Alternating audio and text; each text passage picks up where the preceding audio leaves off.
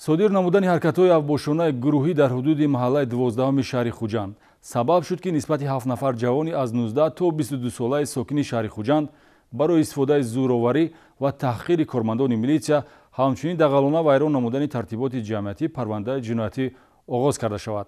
حادثه جنایتی هنگام صادر شده است که کارمندان میلیسیا وظیفه خدمتیشان را اجرا نموده یک نفر جنایتکار جستجو شونده را بازداشت می‌کردند. افباشی گروهی و استفاده زورآوری به مقابل نماینده حاکمیت و تحقیر نماینده حاکمیت سبب شد که نسبت 7 نفر جوانی از 19 تا 22 ساله ساکنان محله های 12 و 13 شهر خوجند طبق طلبات 3 ماده 237 328 و 330 کودکس جنایتی پرونده جنایتی آغاز کرده شود.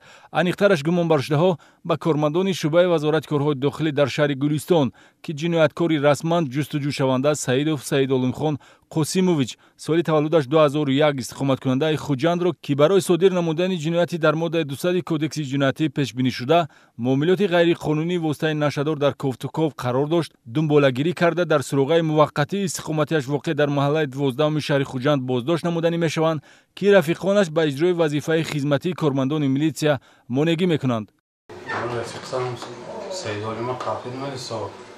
اونجا من خوشبخت سهراب دولت بودیم ما رفتیم جمع کردیم و کشاکش کرده یک ریزون.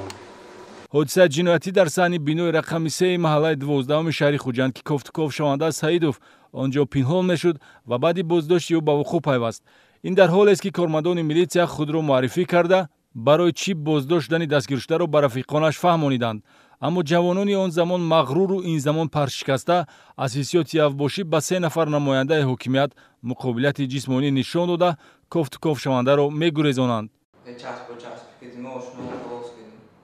گریزاندید از دست میلیسو. میدونید که کارمندان میلیسیا ضمن اجرای وظیفه خدمتی هستند. آنها خودشان معرفی کردند که میلیسیا هستند.